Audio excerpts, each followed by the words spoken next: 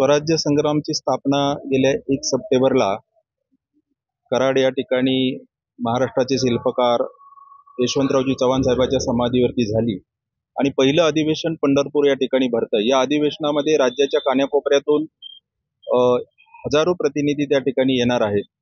त्या ठिकाणी स्वराज्य संघटनेची पुढची भूमिका मांडण्यात येईल।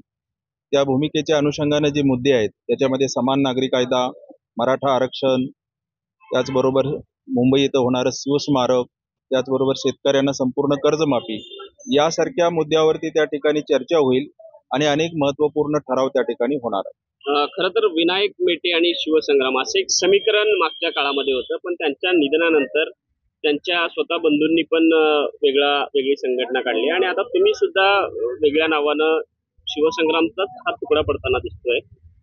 कशा पद्धतीने बघताय याकडे?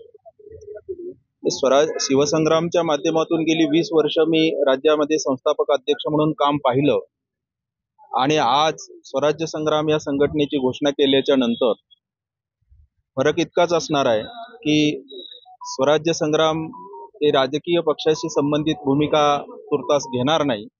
सामाजिक समीकरण डोळ्यासमोर ठेवून ही संघटना राज्यामध्ये समाजाच्या हितासाठी निर्णय घेत राहील। ज्योती मेटेंनी उमेदवारी बीडमधनं जाहीर केलेली आहे, त्या लढणार आहे।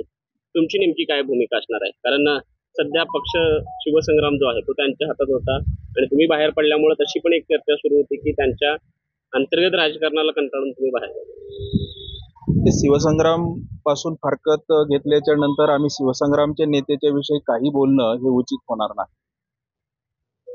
मात्र तुमचे आणि त्यांचे संबंध शिवसंग्राम असताना तो भूतकाळ होता।